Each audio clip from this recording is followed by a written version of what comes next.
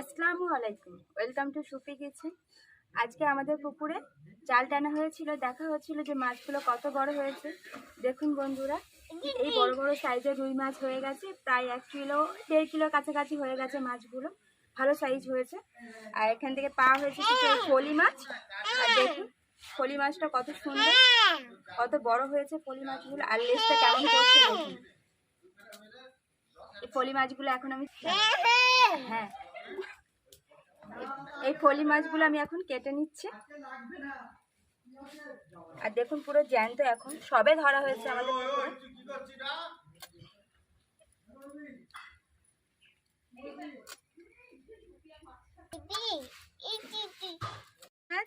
আর এটা তেলাপিয়া মাছ আমার কাটা হয়ে গেছে। আর এখন এই রুই মাছটা কেটে নেব। আর রুই মাছটা দেখুন পুরো জ্যান্ত রয়েছে এখনো।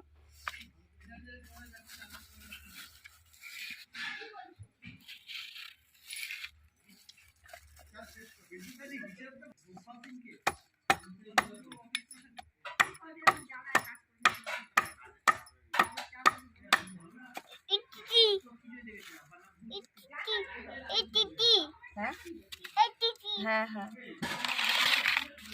কাটাবো সব।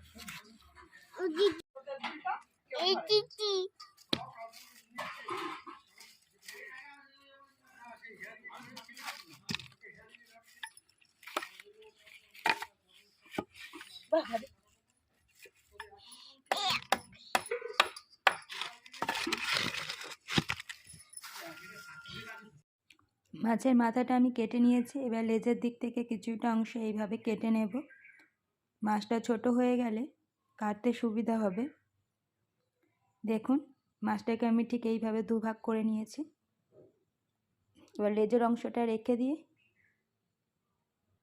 মাথার দিকের অংশটা এইভাবেই সোজা করে কেটে নেব। যেহেতু বড় মাছ, কাঁটাগুলো শক্ত, তাই কাটতে একটু অসুবিধাই হচ্ছে। আর বটিটা খুব ধার,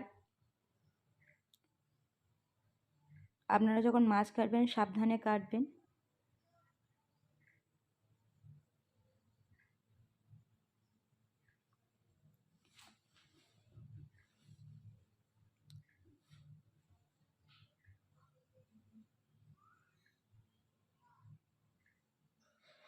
এই বটির সাহায্যে দাকা আর পেটির অংশ আলাদা করে নিয়েছি, এবার দাকাগুলো কেটে নেব। মাছ আমার কাটা হয়ে গেছে, এবার এই মাথাটা কেটে নিলে মাছটা কাটা আমার রেডি হয়ে যাবে। মাছ সব কেটে নিয়েছে, ভালো করে ঘষে ধুয়ে নেব।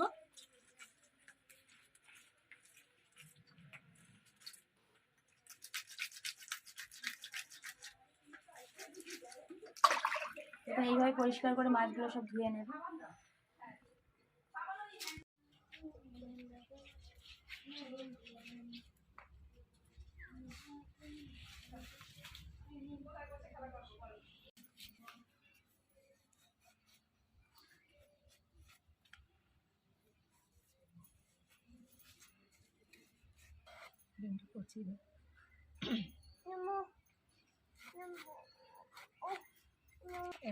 দিয়ালে উঠে নামো নামো করছে। কেটে ধুয়ে নিয়ে চলে এসেছে, আর এখান থেকেই রুই মাছটা রান্না করা হবে। তো এই রুই মাছটা আজকে টাটকা গাছের বেগুন দিয়ে আর কড়াইশুঁটি টমেটো দিয়ে রান্না করা হবে। তাই এখান থেকে রুই মাছটা বেছে নিয়ে হলুদ নুন মাখিয়ে নেব। বেগুন সুন্দর করে কষানো হয়ে গেছে টমেটো কড়াইশুঁটি দিয়ে।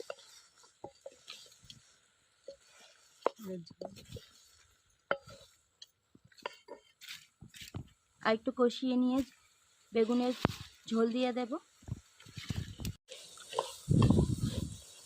বেগুনটা ভালো করে কষানো হয়ে গেছে, এবার ঝোলের জন্য জল দিয়ে দেব।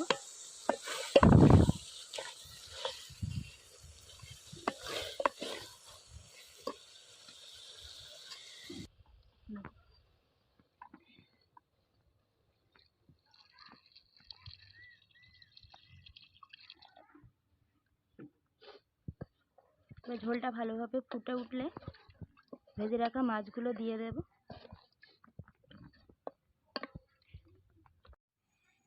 মাছগুলো ধুয়ে নিয়েছিলাম, সেখান থেকে কিছু মাছ নিয়ে নিয়েছি। এবার মাছে নুন হলুদটা মাখিয়ে নেব।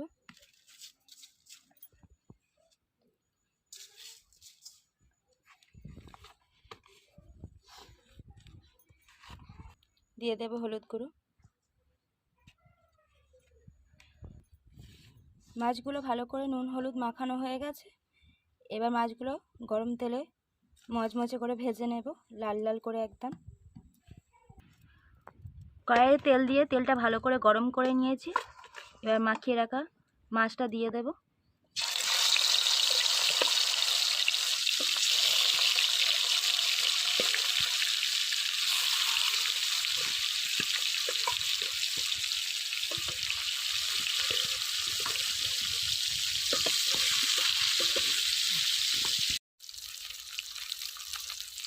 প্রথম খেপে মাছটা আমার ভাজা হয়ে গেছে। আর দেখুন ঠিক এইভাবে লাল লাল করে মুড়মুড়ে করে মাছগুলো ভেজে নিতে হবে, কারণ জ্যান্ত কাঁচা মাছ একটু মুড়মুড়ে করে ভাজলে আর ঝোলে দিলে ভেঙে যাবে না। প্রথম খেপে মাছ আমার ভাজা হয়ে গেছে, এবার তুলে নেব। এবার দ্বিতীয় খেপে মাছগুলো দেওয়া হয়ে গেছে, এই মাছগুলোর সাথে ভেজে নেব। একইভাবে মুড়মুড়ে লাল লাল করে ভেজে নেব। সমস্ত মাছ আমার ভাজা হয়ে গেছে, এবার তুলে নেব। আর এখান থেকে রুই মাছগুলো ঝোলে দিয়ে দেবো, আর ফলি মাছগুলো ভাজা খাওয়ার জন্য রেখে দেবো। বেগুনের ঝোলটা খুব সুন্দরভাবে ফুটে উঠেছে। আর ভেজে রাখা মাছগুলো দিয়ে দেব।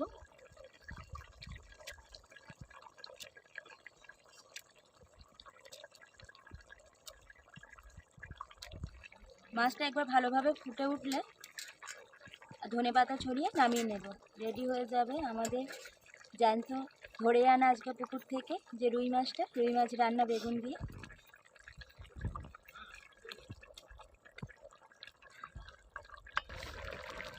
উপর থেকে কাঁচা লঙ্কা চেরা আর ধনেপাতা কুচি ছড়িয়ে দেব।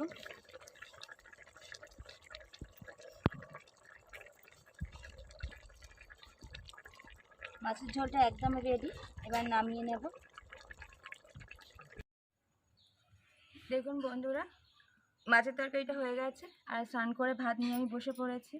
আর এই সেই জ্যান্ত পুকুর থেকে ধরা রুই মাছটা বেগুন দিয়ে রান্না হয়েছে, আর এই ফলি মাছ ভাজা।